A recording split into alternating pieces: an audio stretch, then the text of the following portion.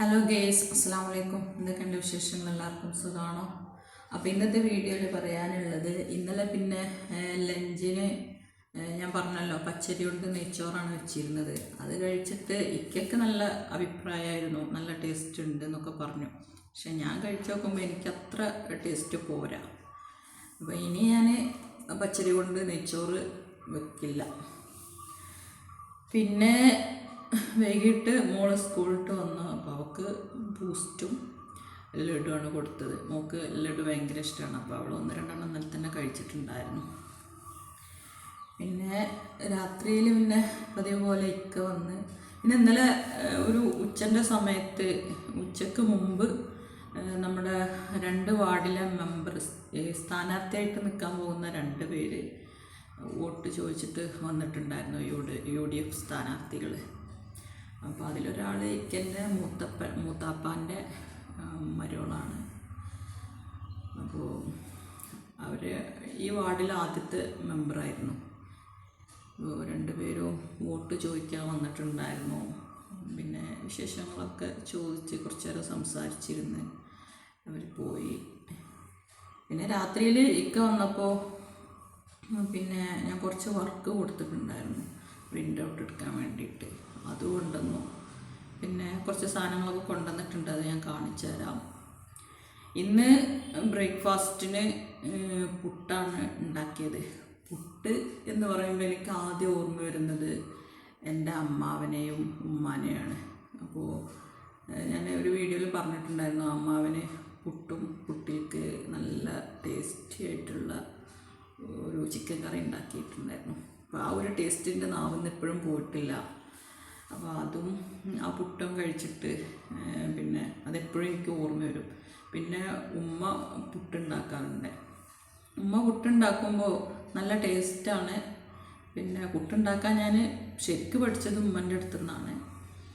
അപ്പോൾ ഉമ്മ രാഗിപ്പുട്ട്, അതുപോലെ കമ്പം പൊടിച്ച ആ ഒരു പൗഡർ ഉണ്ടല്ലോ, അതുകൊണ്ട് പുട്ടിട്ടിട്ടുണ്ടായിരുന്നു. പിന്നെ ഏറ്റവും കൂടുതൽ ഞാൻ പുട്ട് കഴിച്ചിട്ടുള്ളത്, ഞാനൊരു 6 വർഷം ഒരു ഇസ്ലാമിക് കോളേജിൽ പഠിച്ചിട്ടുണ്ടായിരുന്നു. അവിടെ ഹോസ്റ്റലുണ്ട്. അവിടെ നിന്നാണ് ഏറ്റവും കൂടുതൽ പുട്ട് കഴിച്ചിട്ടുള്ളത്. അവിടെ എപ്പോഴും പുട്ടും കടലയായിരിക്കും. പിന്നെ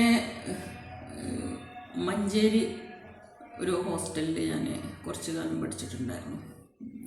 സയൻസ് ഇൻസ്റ്റിറ്റ്യൂട്ടിൽ മെഡിക്കൽ എൻട്രൻസ് പഠിക്കാൻ പോയിരുന്ന സമയത്ത് കുറച്ച് കാലം ഞാൻ ഒരു 2 മാസത്തോളം ഹോസ്റ്റലിൽ നിന്നിട്ടുണ്ടായിരുന്നു. അപ്പോൾ ആ ഹോസ്റ്റലിലും പുട്ട് കഴിച്ചിട്ടുണ്ട്.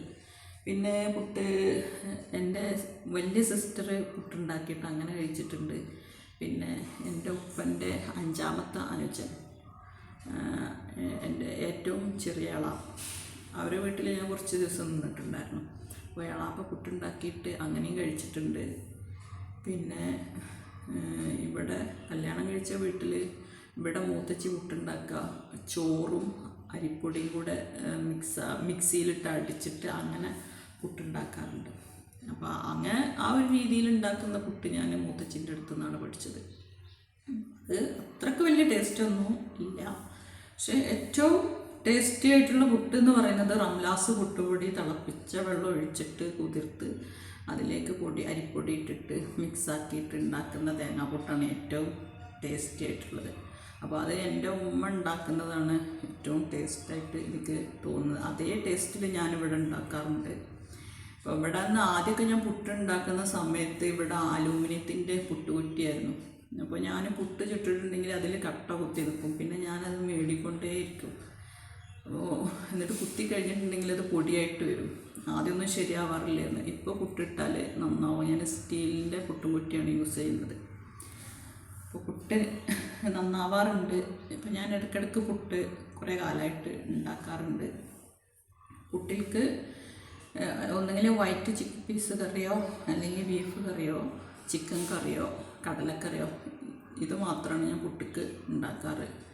അല്ലെങ്കിൽ അത് കൂട്ടിയിട്ട് കഴിക്കുക. ഇന്നത്തെ ബ്രേക്ക്ഫാസ്റ്റ് എന്ന് പറയുന്നത് പുട്ടും മൈസൂർ പഴം, പുട്ടും പഴവും കഴിച്ചേ ഞാനിപ്പോൾ രോഗി, മുട്ടയും പാലും കഴിച്ചേ ഞാനിപ്പോൾ രോഗി എന്ന് പറഞ്ഞ പോലെ ഇന്നിപ്പോൾ പുട്ടും പഴവുമാണ് ബ്രേക്ക്ഫാസ്റ്റ്.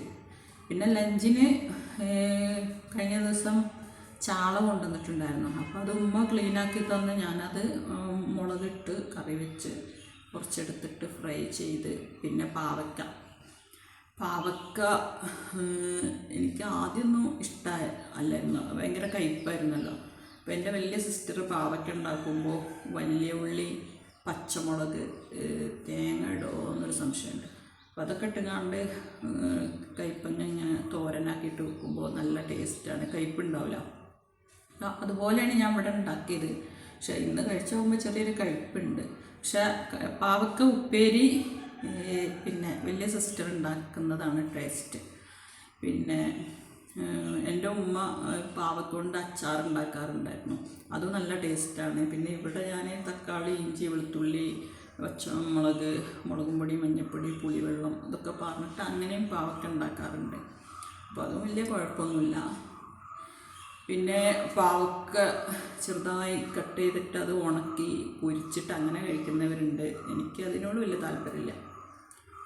പാവയ്ക്ക എപ്പോഴൊന്നും കൊണ്ടുവരാറില്ല, ഇടയ്ക്ക് കൊണ്ടുവരും. അപ്പോൾ ഞാൻ ഈ ഒരു ഒണിയനിട്ടിട്ടുള്ള ഒരു തോരനും പിന്നെ പുളിയൊക്കെ ഇട്ടിട്ടുള്ള അങ്ങനെ 2 ഐറ്റംസാണ് പാവയ്ക്ക കൊണ്ട് ഞാൻ വെക്കാറ്. അപ്പോൾ പാവയ്ക്ക ഉപ്പേരിയും മത്തി മുളകിട്ടതും പൊരിച്ചതും ഇതൊക്കെയാണ് ഇന്നത്തെ ലഞ്ചിനുള്ളത്. പിന്നെ പപ്പടമുണ്ട്. അത് കഴിഞ്ഞ് പാത്രങ്ങളൊക്കെ ക്ലീനാക്കി എല്ലാം കഴിഞ്ഞ് വീട് വൃത്തിയാക്കി. അപ്പോൾ മോള് ഇന്ന് സ്കൂളിൽ പോയിട്ടില്ല. സ്കൂളിലത്തെ കുട്ടികളൊക്കെ ടൂറ് പോയിട്ടുണ്ട് മൈസൂരിലേക്ക്. മോളെ പറഞ്ഞയച്ചിട്ടില്ലല്ലോ. പിന്നെ ഇവിടെ അടുത്തൊരു അൽഫിത്ര, മുജാഹിദിൻ്റെ ഒരു അൽഫിത്ര പ്രീ സ്കൂളുണ്ട്. അവിടെ നിന്ന് പ്രോഗ്രാമുണ്ട്. അപ്പോൾ അവിടെ നിന്ന് ഇങ്ങനെ ഓത്തും കാര്യങ്ങളൊക്കെ കേൾക്കുന്നുണ്ട്. പിന്നെ അടുത്തൊരു അൽബിർ സ്കൂളുണ്ട്, അവിടെ ഇന്ന് പ്രോഗ്രാമുണ്ട്. അപ്പോൾ ഇന്ന് പിന്നെ അത് കഴിഞ്ഞ് പിന്നെ മോക്ക് ഇന്നലെ ഇക്ക വന്നപ്പോൾ ഈ വിൻ്റർ ഇയർ മഫ് എന്ന് പറഞ്ഞിട്ട് ചെവിയിൽ വെക്കുന്ന ഒരു മഫ് കൊണ്ടുവന്നിട്ടുണ്ടായിരുന്നു, ഒരു ഹെയർ ബാൻഡ് പോലെ. അപ്പോൾ അത് വെച്ചിട്ടൊരു ഡാൻസ് പഠിപ്പിച്ചെടുത്ത് അത് ഷോർട്ട് ചെയ്ത് അപ്ലോഡ് ചെയ്തിട്ടുണ്ട്. എല്ലാവരും കാണാം. ഇഷ്ടപ്പെട്ടാൽ ലൈക്ക് ചെയ്യുക, ഷെയർ ചെയ്യുക, കമൻറ്റ് ചെയ്യുക. ഓക്കെ. അത് കഴിഞ്ഞ് പിന്നെ ഞാൻ അലക്കാനുള്ളതൊക്കെ പുറത്ത് അലക്കിയിട്ടിട്ടുണ്ട്. അപ്പോൾ മുറ്റത്ത് കാണുന്ന ഈ ഒരു ക്ലോത്ത്,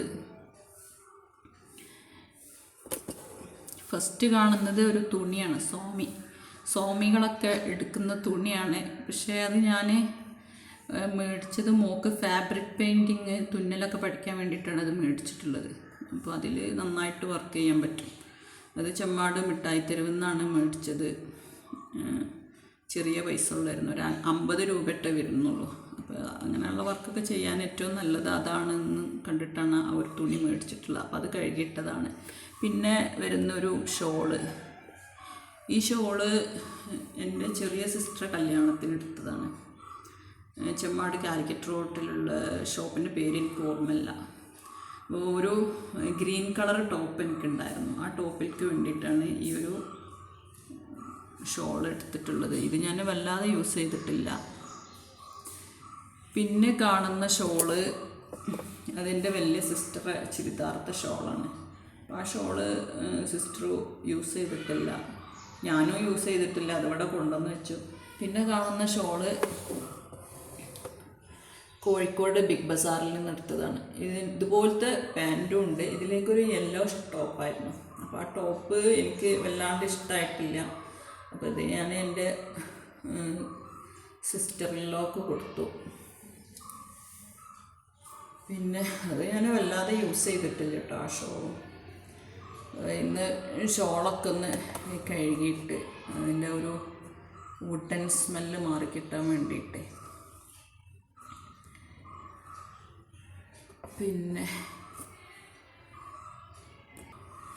പിന്നെ ഇന്നത്തെ വീഡിയോയിൽ പറയാനുള്ള പ്രാർത്ഥന എന്ന് പറയുന്നത് സൂറത്തുൽ ഫാത്തിഹയിലെ 7ാമത്തെ ആയത്താണ്.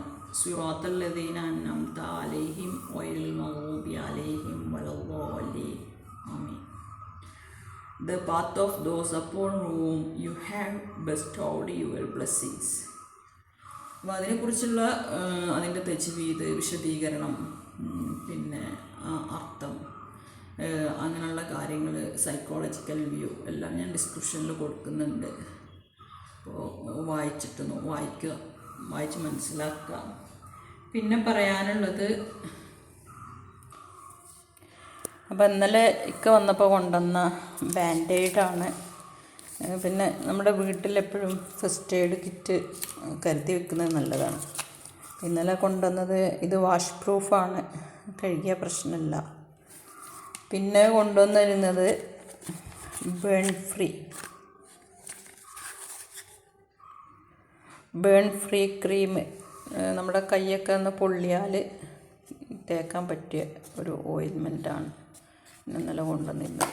പിന്നെ ഇരട്ടി മധുരം കൊണ്ടുവന്നിട്ടുണ്ടായിരുന്നു.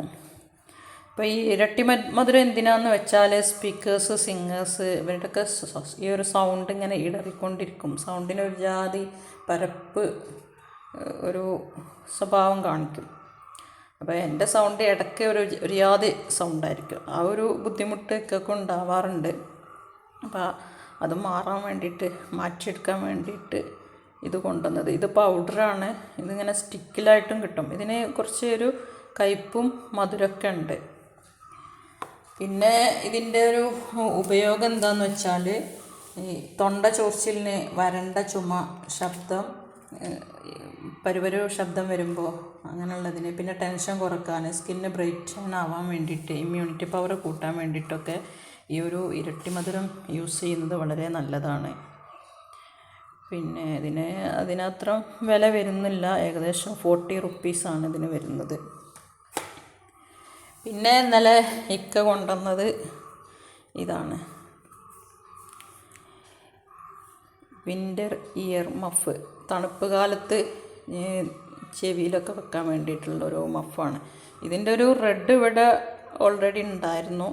പക്ഷേ മോക്ക് ഇങ്ങനെ ഈ ഒരു മങ്കി ടൈൽ പോലുള്ളത് വേണമെന്ന് പറഞ്ഞിട്ട് കുറച്ച് ദിവസമായി ഇത് മേടിക്കാൻ വേണ്ടിയിട്ട് ഭയങ്കര വാശി. ഈ ഒരു സാധനം ഞാൻ ആദ്യമായിട്ട് കണ്ടിട്ടുള്ളത് ട്രിവാൻഡ്രത്ത് വെച്ചാണ്.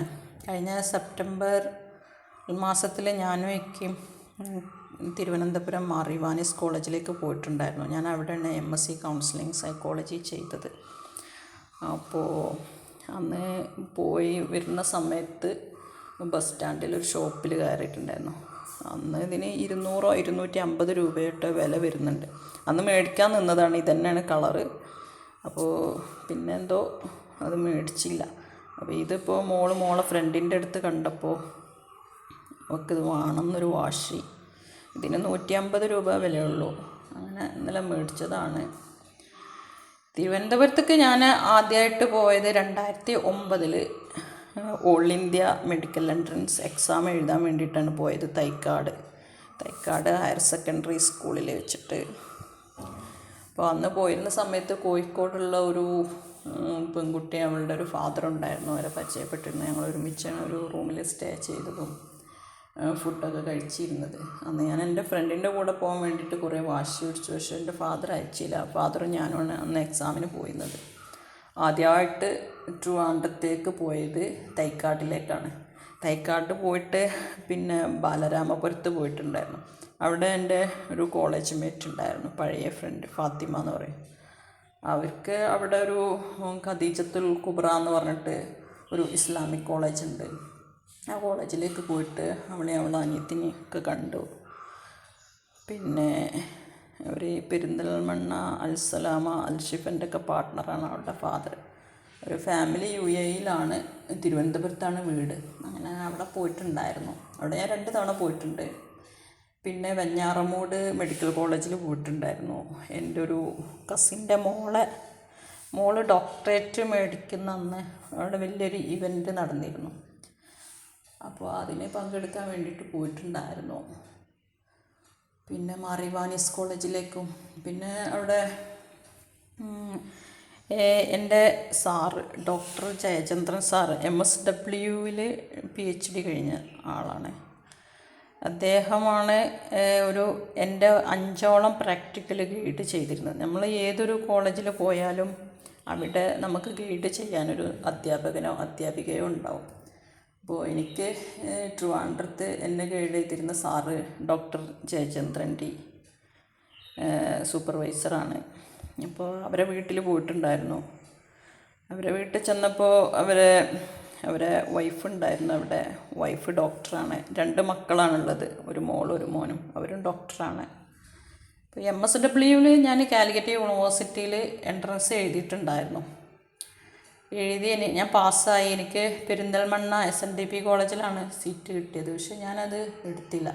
പിന്നെ ഞാൻ MSc കൗൺസിലിങ്ങിലാണ് PG ചെയ്തത്. അത് കംപ്ലീറ്റായി. അപ്പോൾ അതുമായി ബന്ധപ്പെട്ട് ട്രിവാൻഡ്രത്തേക്ക് ഇനിയും പോവേണ്ടി വരും ഇൻഷാ അല്ലാഹ്. പിന്നെ മോക്ക് ചെയ്യാൻ വേണ്ടിയിട്ടുള്ള വർക്ക് ചെയ്തതാണ് ഞാൻ. ഇത് ഇന്നലേക്ക് വന്നപ്പോൾ പ്രിൻ്റ് ഔട്ട് എടുത്ത് കൊടുന്നു. പിന്നെ ഒരു വീടിൻ്റെ ഫോട്ടോ ഉണ്ട്. പിന്നെ ഷേപ്സൊക്കെ പഠിക്കാൻ വേണ്ടിയിട്ട് ഇത് ഞാൻ ചെയ്തതാണ് കേട്ടോ. ഓരോ ഷേപ്സ് കളക്ട് ചെയ്തിട്ട് ഇങ്ങനെ ഒരു ഫയലാക്കിയിട്ട് അത് പ്രിൻ്റ് ഔട്ട് എടുത്തു. പിന്നെ ഇന്നലെ വിരൽ പൊള്ളി എന്ന് പറഞ്ഞല്ലോ. വിരൽ പൊള്ളിയിട്ട് ഇന്നത്തെ അവസ്ഥ എങ്ങനെയാണ്, വേദനയൊക്കെ ആക്കുന്നുണ്ട്. ഒരു പൊള്ളൽ മാതിരി വന്നിട്ടുണ്ട്. പിന്നെ ഈ പുതിയ ഓയിൽമെൻറ്റ് തേക്കണം. പിന്നെ ഇന്ന് രാവിലെ അതുപോലെ കിച്ചണിൽ കബോർഡ് അടച്ചപ്പോൾ കാലിൻ്റെ ഒരു വിരലിന് തട്ടി മുറിവായി. ചെറിയ മുറിയാണ് വന്നത്. അപ്പം അങ്ങനെയൊക്കെ ചെറിയ ചെറിയ മുറിവുകളൊക്കെ വരുമ്പോൾ ഞാൻ ഈ ഒരു ഓയിൽമെൻറ്റാണ് യൂസ് ചെയ്യുക. കണ്ടോ? അപ്പോൾ നമ്മുടെ വീട്ടിലിതുപോലൊരു ഫസ്റ്റ് എയ്ഡ് ഉണ്ടായിരിക്കുന്നത് നല്ലതാണ്. ഇന്നത്തെ വീഡിയോയിൽ ഇത്രയൊക്കെയാണ് പറയാനുള്ളത്. പിന്നെ മോളെ 4-5 ഫ്രണ്ട്സ് വന്നിട്ടുണ്ടായിരുന്നു. അവൾ കളിക്കാൻ പോയി. കളി കഴിഞ്ഞ് വന്നു. ഓക്കെ, ഇനി പുതിയ വിശേഷങ്ങളുമായിട്ട് ഇൻഷാ അല്ലാഹ് അടുത്ത വീഡിയോയിൽ വരാം. ബൈ.